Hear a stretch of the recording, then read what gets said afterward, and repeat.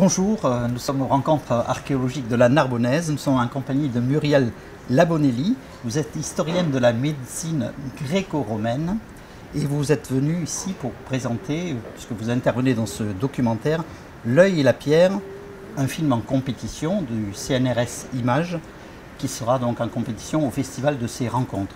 Tout à fait. Alors, les médecins de l'époque gréco-romaine, qui étaient-ils? Comment étaient-ils formés? C'est une grave question à laquelle je ne saurais pas répondre parce qu'on ne sait pas vraiment comment ils étaient formés. Il y en a qui avaient, certains avaient de très très grandes compétences, mais la majorité d'entre eux étaient des praticiens qui avaient peu de compétences au sens où on l'entend aujourd'hui. C'était plus des barbiers comme au XVIIe siècle. Voilà. Et... Des spécialistes d'une seule technique plus que des spécialistes au sens où on entend aujourd'hui des grands chirurgiens. Oui, parce que finalement, la chirurgie moderne, commence avec... était un barbier, en fait, le premier oui. Qui est devenu chirurgien, c'est un barbier. Oui. Donc, oui, c'est au Moyen-Âge, donc c'est très, très tardif. Hein, voilà. Mais c'est l'héritage de l'Antiquité gréco-romaine et égyptienne. Déjà de la chirurgie. Oui. De quelle façon? Alors, ils avaient des outils terribles. Oui, absolument terribles. Ils utilisaient des aiguilles pour opérer la cataracte, mais surtout ils avaient des outils chirurgicaux qui nous inquiètent quand on les voit, parce qu'on sait qu'ils n'endormaient pas leurs patients. Donc on a des témoignages de souffrances épouvantables de la part des patients. Donc pas d'anesthésie à l'époque? Pas beaucoup, très rarement. Quelques moyens anesthésiques. Et de quels maux souffraient-ils, ces gréco-romains? Comme nous, hein, de tous les maux de la création. Mais moi, je m'occupe plus particulièrement des yeux, mais on a des spécialités gynécologiques. Oui, parce qu'il y avait de terribles épidémies aussi. La diphtérie, la tuberculose faisaient des ravages. On appelait ça la peste, mais c'était pour englober toutes les maladies qu'on n'arrivait pas à guérir, qu'on était incapable de soigner. Alors les Romains, eux, ont hérité en fait de ces savoirs aussi dans le domaine de la médecine des Grecs. Oui, et les Grecs eux-mêmes ont hérité des Égyptiens. On a tendance à l'oublier, mais il y a vraiment une transmission du savoir de l'époque égyptienne jusqu'au monde romain et chez nous jusqu'au Moyen-Âge. D'accord. Est-ce qu'il y avait des traités, des écrits Oui. Alors j'utilise beaucoup de réceptaires, des recueils de recettes avec des recettes de médicaments. Et on a aussi des traités chirurgicaux. On en a aussi pour l'époque romaine en Égypte. On a aussi des papyrus avec des traités médicaux, des traités de chirurgie. On a beaucoup de choses, beaucoup de documentation. Alors vous avez lâché le mot médicament. On parlait aussi de plantes médicinales comme aujourd'hui aussi. Alors elles étaient importantes aussi, ces plantes médicinales. Au même titre qu'aujourd'hui, mais on ne les utilisait peut-être pas de la même façon.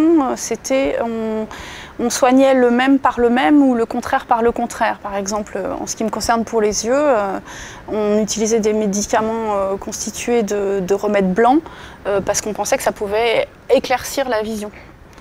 Donc ça c'est pour le même qui soigne le même, et puis le contraire qui soigne le contraire.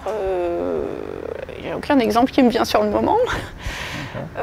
Enfin c'est l'inverse, quoi. C'est l'homéopathie actuelle. Alors vous êtes penché plus particulièrement sur les yeux. Alors pourquoi vous êtes parce que c'est aux yeux en particulier?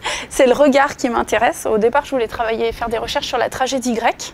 Et puis, en fait, je me suis aperçue que vous ne pouvez rien dire de vraiment très intéressant parce qu'il y a des milliers d'ouvrages qui ont été écrits dessus. Et je me suis intéressée plutôt au regard des personnages les uns sur les autres, puis après sur les regards un peu extraordinaires. En fait les regards malades, et ensuite je suis allée regarder les textes grecs qui parlaient des affections oculaires, puis j'en suis arrivée au texte latin, puis j'ai découvert des petites pierres qu'on appelle les cachets à collyre ou cachets d'oculistes, et donc je me suis aperçue qu'on pouvait faire une belle étude dessus. Alors pouvez-vous nous préciser ce que sont ces cachets oculaires? Alors en fait dans l'Antiquité, les collyres ils n'étaient pas liquides. Vous, quand vous utilisez, quand vous voulez vous soigner les yeux, vous utilisez du sérum physiologique ou un collyre sous forme liquide, sous forme d'une goutte. C'est liquide, c'est comme ça qu'on le retient. Et dans l'Antiquité, c'était pas du tout ça. C'était des petits pains. Colurion, en grec, ça veut dire petit pain. Et c'était des petits pains solides qui étaient composés de différents ingrédients d'origine végétale, animale, minérale, qui étaient broyés à part. Tous ces ingrédients étaient broyés à part, suivant des recettes précises pour chaque remède. Et ensuite, on les réunissait, on les amalgamait avec de la gomme et on en faisait des petits pains. On les laissait sécher à l'air libre, ces petits pains. Et puis quand on voulait soigner son œil, on prenait le petit pain de collyre, on en prenait une petite partie, et puis on mettait le collyre sur l'œil. Et cette fois-ci, on avait utilisé du liquide. Donc c'est pour ça que pour nous, le collyre est liquide. Mais il n'est pas toujours liquide dans l'Antiquité. Il est généralement solide.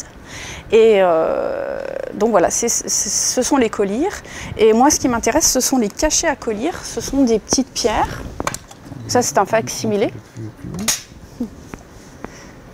L'original a été trouvé à Guiry-en-Vexin, c'est à 60 km à peu près au nord de Paris. Et donc, en fait, ces petits pains, ils étaient sous cette forme-là, si vous voulez. Et donc, avant de les faire sécher à l'air libre, on les tamponnait. D'accord. Voilà, on les tamponnait comme ça. Et donc, sur le remède lui-même, on avait une sorte d'ordonnance médicale, si vous voulez, avec un nom, collyre de un tel. Ensuite, le nom du remède, extraordinaire, fantastique, vert, je sais pas, athénien, de la mer, etc. Ensuite, l'effet thérapeutique pour éclaircir la vision, par exemple. Et de temps en temps, on avait le mode d'emploi à appliquer 3 fois, à diluer dans de l'eau. Son prix? Non, on n'a jamais le prix. Non, non. C'est pas remboursé par la Sécu, hein. Non, non, mais ils étaient composés d'ingrédients chers. Donc, par exemple, on a des collyres qui sont appelés au nard. Le nard, ça coûtait très cher, ça venait de très loin. Et on a aussi des collyres falsifiés. Donc, on n'a rien inventé, hein. Donc, il y a des collyres qui sont composés de faux nards. Puis des bonimenteurs, hein, sûrement. Oui, c'est ça, oui, oui, tout à fait. Donc il y avait ce qu'on appellerait nous des charlatans. Et il est très difficile, vous me demandiez au début comment qualifier un médecin. Je ne saurais pas vous dire parce que le simple pharmacien se qualifiait peut-être lui même de médecin. Voilà, il y a des collyres du marchand. Ils s'autoproclamaient, oui, c'est ça. C'est ça, parce qu'il n'y avait pas de diplôme sanctionnant un niveau d'études ou un niveau de compétence. On peut penser qu'ils avaient quand même un certain pouvoir dans la société. Enfin, les médecins, non, c'était pas... Alors, il y avait des médecins de cour qui, donc, du coup, avaient une certaine influence, mais plus intellectuelle que politique. Donc je ne dirais pas qu'ils avaient une influence politique. Enfin, aucun exemple ne me vient sur le moment. Alors travailler au niveau de l'archéologie sur ces anciens médecins, disons sur les restes, alors vous avez retrouvé des cachets, donc, mais quels autres types d'objets ont pu, disons... alors on a des collyres de temps en temps. Il y a une trousse qui a été trouvée dans le Nord-Pas-de-Calais et on subodorait que c'était une trousse d'oculistes. On est presque sûr à 100% maintenant qu'on a fait les analyses des restes de remèdes, enfin d'artefacts qui étaient à l'intérieur. Donc on trouve des trousses, on trouve des instruments aussi de toutes sortes de spatules. Celle-là, elle vient de mon laboratoire, mais ça ressemblait exactement à ça dans l'Antiquité. Voilà, mais ils utilisaient aussi des instruments tout à fait communs.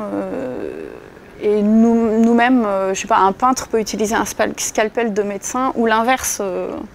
Donc il y a des petites cuillères, par exemple. Et plus globalement, disons que l'archéologie permet évidemment de retrouver aussi des squelettes qui, avec l'ADN aujourd'hui, permet de savoir de quoi souffraient ses ancêtres et le type de maladie dont ils pouvaient mourir. On est en train de développer la paléopathologie et c'est une science qui permet de découvrir que, par exemple, les Foulons à Pompéi souffraient de certaines maladies dont ne souffraient pas d'autres populations, enfin, d'autres corps de métier. Et effectivement, il y a beaucoup de choses à faire de ce point de vue-là. Ça montre vraiment beaucoup nos connaissances. D'accord. Vous nous avez parlé de techniques, d'outils qu'employaient ces médecins, mais à cette époque, disons, le recours aux divinités était important. Il y avait des rituels aussi pour soigner. Les Romains avaient d'ailleurs une déesse qui s'appelait Salus, hein, bien nommée. Donc en fait, c'était un va-et-vient entre cette dimension, disons, religieuse et cette pratique instrumentale. Et il y a une volonté chez les médecins encore aujourd'hui de vouloir soigner à tout prix.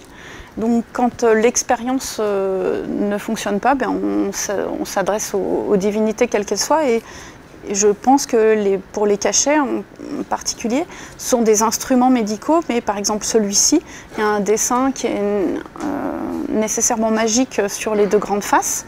Et donc au moment où vous faisiez l'impression du cachet sur le collier, vous touchiez avec vos doigts, c'est pas le bon, avec le doigt thérapeutique, vous touchiez l'instrument et donc ça apportait plus d'efficacité thérapeutique. Eh bien, merci Muriel Labonnelli. Je vous en prie.